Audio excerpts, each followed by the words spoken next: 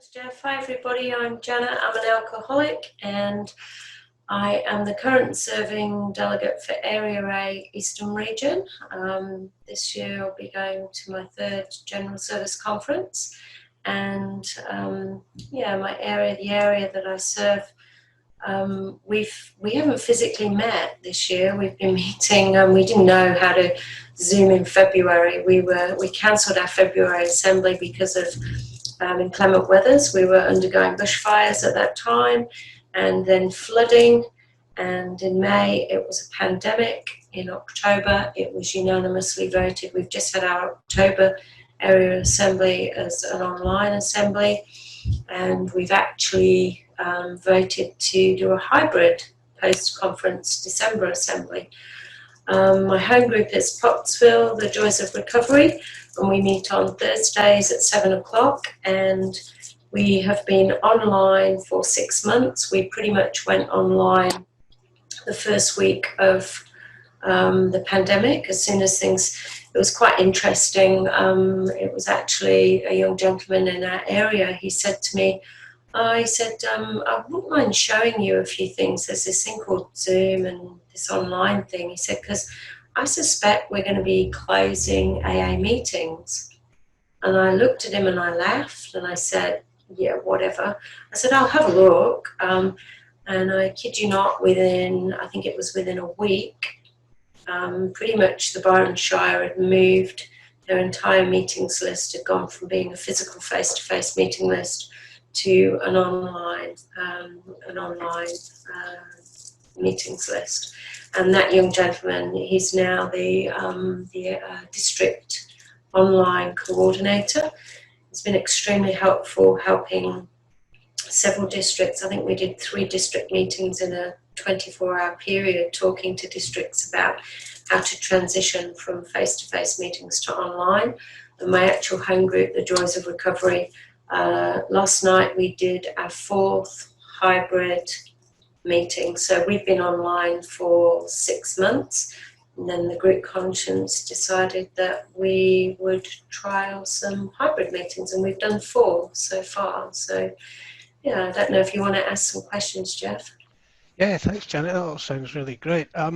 Be interested to know what the issues discussed at your group conscience were about going hybrid, and how the group saw that meeting with, first of all, being good for members, and second of all, how it fitted around traditions and, all these kinds of issues, and if you had any tricky decisions to make. I'm laughing because it's been ongoing. We have a monthly group conscience, and we've also met 6 times as an area since May. And a lot of the focus on when we meet, there's always a part discussion, how would we like to meet at the next assembly? We've sort of just been watching what's going on, and, public health requirements, restrictions changing and lifting, and, things, 1 minute things, venues are available, the next minute they're not. In terms of my home group, we've been meeting monthly. We've had our group conscience online, and it's been really good for the members because we haven't physically been getting together each week. We've been meeting online, so we've also had a monthly group conscience, which has been great. And we've also had a group chat in a WhatsApp group, which has kept us, as a home group. What I look at is not what we do in that hour that we're open for business, as whatever you want to call it, but it's what we do from when we close to when we reopen, and connecting with each other and chatting with each other. So we had a very mixed bag. And the other thing that's interesting about my home group is I live 20 minutes south of the Queensland border, and we have 2/3 of the group live in Queensland, and 1/3 of the group live in northern New South Wales. So whilst we've been online, that's been absolutely fine. Then, we've had issues where the border's been closed, so some of the home group members couldn't have come down physically. And we've also had members that have, there's one particular person who he lives in Pottsville, which is in northern New South Wales, but works in Brisbane, and he to's and fro's well, he's been stuck in Brisbane for a while because he couldn't actually come back over the border. We've had people join the group we've got a Brisbane group member who's joined our group while we've been online, and somebody who's the northern end of the Gold Coast. So the dynamic of our group going online has changed. And it was really interesting because there were a couple of members that were very keen to go back to face-to-face. So in the district where our group belongs, a lot of the groups have started to open up face-to-face. So most of them have had to go to bigger venues. Our venue, our original venue was a very small venue, and we would have 40 or 50 people squashed in this small venue. And it became very clear that that wasn't going to be an option for us to go back to. So a group member did some investigations as to larger available venues. And obviously there's COVID safe plans to consider. So we had that. And so in terms of the group conscience talking about it, we had all those things to consider. And I was very much the minority. I've got to be honest, and I've heard it was talked about, we talked about AA's future at Area A's Assembly last weekend, and it was a gentleman who very politely and kindly said, it's all gotten very convenient. I'm not locked down like people who've been living in Melbourne where you are at home and you can't get out. But, we've had a period here where, meetings were closed for probably 4 or 5 months. And then in the last 6 weeks, we started to get physical meetings. And I don't know, I just looked at the complexities of our group, the fact that somebody has to sign, a COVID plan. Somebody's got to be responsible for taking names and telephone numbers. There are some local groups here that are taking people's temperatures.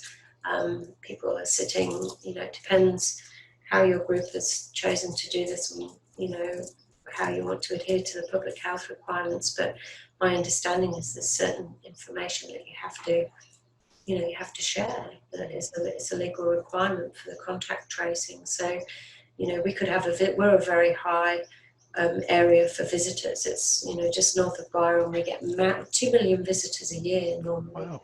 To Byron Shire. So the thing is, and we have a lot of people from out of town normally, and we're still having that. So, these were the things. So we have a COVID safe plan. So that was the thing that I looked at that. And just from a personal point of view, I didn't want to be that AA member who had been involved in opening a group. My name was on a COVID safe plan.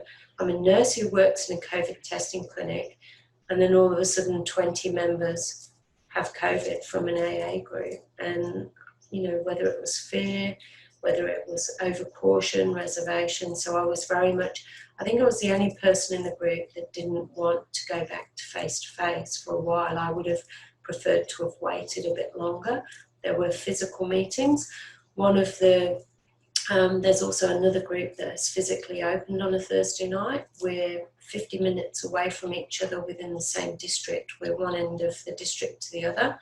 They've had to move their venue into Byron, so they're only half an hour away from us. So there is an option of a physical meeting on a Thursday. So anyway, I was very much the minority, and the group conscience, we were quite cautious, but there were a couple of people really keen. A bigger venue was found. We've got a huge venue, and we decided that we would open up. And there was really big concerns that new people trying to find us. We really wanted to offer that, physically, rather than, we've been receiving 12-step calls via the phone line. The phone lines have been ringing in our area, have been ringing off the hook. So people are looking for AA. And, I've spoken to several people and guided them to online, but a few of our group members felt that it's very important for that face-to-face connection. And I've got to be honest, I think some people are getting very online fatigued. And, they were keen. And I hadn't been to a physical AA meeting for 6 months. The interesting thing that our group did was it made, in my humble opinion, probably an uninformed decision, because they, everybody said we need to do a hybrid. and nobody had been to a hybrid meeting. So I sort of said, okay, so who's going to go to some hybrid meetings? And I thought, well, I need to go to a few. So that's what I did. I went back after 6 months of not going to physical meetings. I would have been more than happy to conveniently stay online. You know, I think that the comment on the weekend that was made was that this has become very convenient. And the gentleman who was sharing on AA's future, he said, to be perfectly honest, you know, I don't think I've grown spiritually when things have been convenient. He said it's usually when things are inconvenient that I get most of my growth, and it really got my attention. And I then spent 2 weeks going to a couple of face-to-face meetings and 4 or 5 meetings that we're doing hybrid. And we're a speaker meeting, so we're a topic speaker meeting at the Joys of Recovery, and our group conscience, we now give the speaker, we're only an hour, and we give the speaker, the invited speaker, 45 minutes to speak. So that is quite, Wow. you know, it's quite unusual for an AA meeting. It seems to be working really well. We're quite a big group, and we get, you know, we've been having 60 to 80 people online weekly. And what I've loved is the fact that we can invite people from all over Australia and internationally. It's been amazing. And I suppose the thing was then that my feeling was, well, if we're going to continue in that format on hybrid, what I did see was a lot of people using laptops and groups of people sitting in a room, sometimes with a Bluetooth speaker, sometimes, you know, just with audio. And because we were giving a speaker 3/4 of our meeting, I sort of said to the group, for this to work, and we'd been talking about, you know, Skyping people in to speak at our group before the pandemic, and this sort of forced the issue. So what the group did was we had a trial session of a hybrid, and we trialed a television screen, and we trialled a projector onto a big screen. So we sort of decided we didn't want to go laptop thumbnail, everybody sitting in a room looking at the thumbnail. We were like, no. So the TV, and this is a bit technical, and I've sort of had to get my head around it, you put an HDMI cable to the television screen from the laptop, and it's been pretty amazing. The additional problem, the new venue that we've got, it's a school, and they've not been very keen to obviously give us their Wi-Fi. I don't think government will allow that. So we've had to hotspot the computer to a member's telephone. So we've had 4 weeks of trial and error, and it hasn't been without some technical issues. Last night we've had a few different technical issues. I don't know how sustainable a hybrid like this is, because the bottom line is the equipment that we need. There's a huge amount of equipment. We've got television screens, we've got laptops, we've got you know, a camera, we've got a Bluetooth speaker. It's quite interesting, and I've learned a lot through doing this. It sort of works, but we'll be rediscussing this next week, because it sort of has changed the feel of being a group. And the interesting thing, I was the minority and did not want to go hybrid, and through different sets of circumstances, the majority of the group have been choosing to stay attending online the last few weeks, which I found really interesting. And we'll discuss that, because the thing is, to be hybrid, it needs a group of committed people, it needs technical skill, we actually do need a storage space at our venue for the equipment if we're going to continue, which we don't have, and stable internet connection. So I don't quite know what will happen next week. It's been, the physical side of the meeting has started to grow quite quickly. And so, you know, I think that the physical side of our meeting will grow. And last night we had 5 brand newcomers in the room, which was fantastic, and it was great to be face to face with them. But last night we also had 20 people online, and we also had a rehab a group of people in a rehab sitting there. So I walk away from that and go, oh my goodness, so there's 20 people sitting in the room, 20 people online, and a rehab. What do we do about this? You know, so the jury's still out. In terms of, you know, it's not negotiable.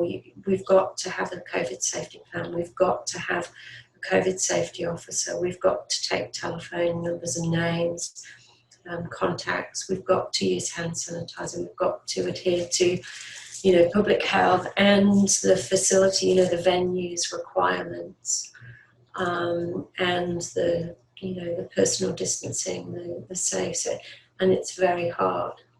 You know, the first thing that I'm noticing is that I'm seeing people that I haven't physically seen for 6 months, and you can see how disconnected people are, how isolated people have become, you know, and, you know, this has been challenging for, you know, people in AA and just the world in general, I'm sure, in lots of aspects. So, yeah, I think, you know, it's been a really interesting 4 weeks. I don't know what our group conscience will decide on Wednesday.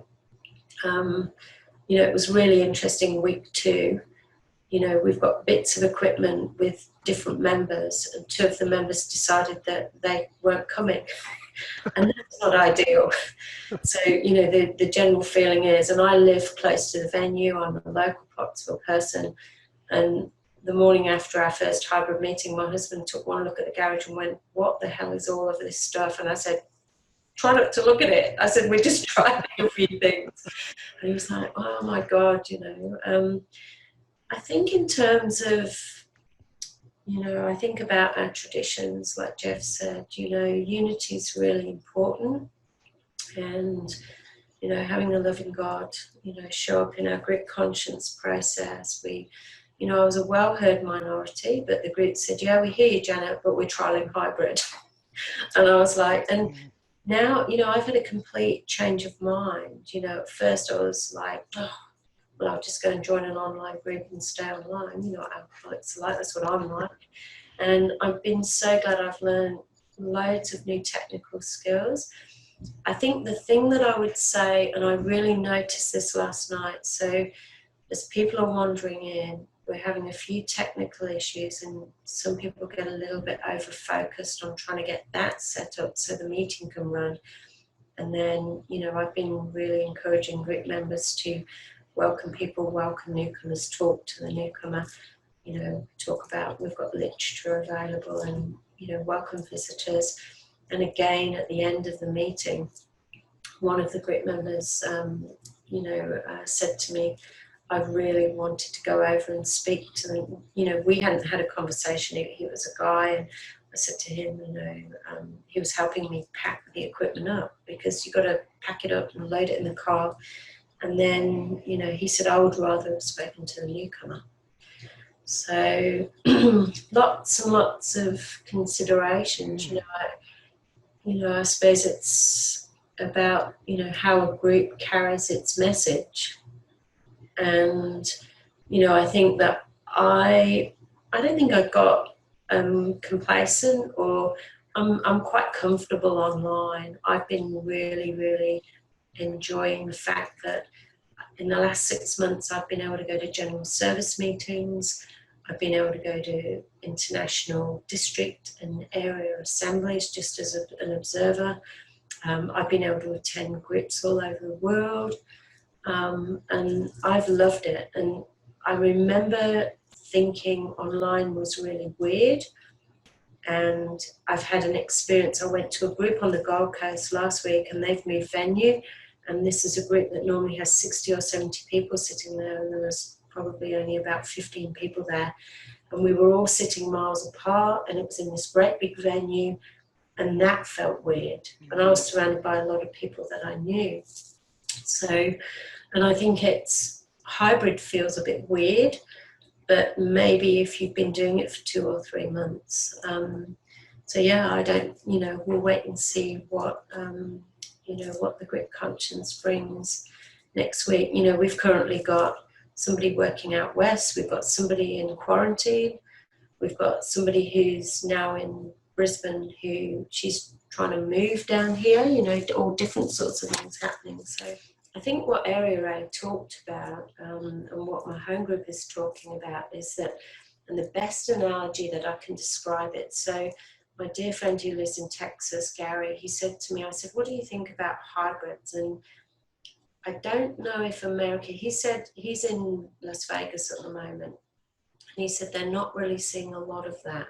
It's either people are staying online, people are going back to face, or he said that some groups, some of the larger groups, are doing a face-to-face meeting and an online meeting as the same group, which is an option.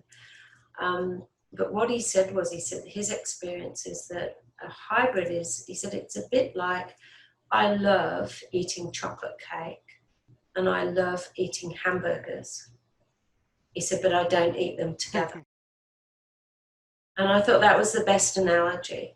And we've talked to, you know, individual members of our group, and the tech guy from the Byron Shire district, you know, the online guy, he's super clued up with tech. And, you know, we were talking about it last night, and it sort of feels a bit disconnected. It feels like the spirit is disconnected. You know what that collective conscience is like when a group of us get together.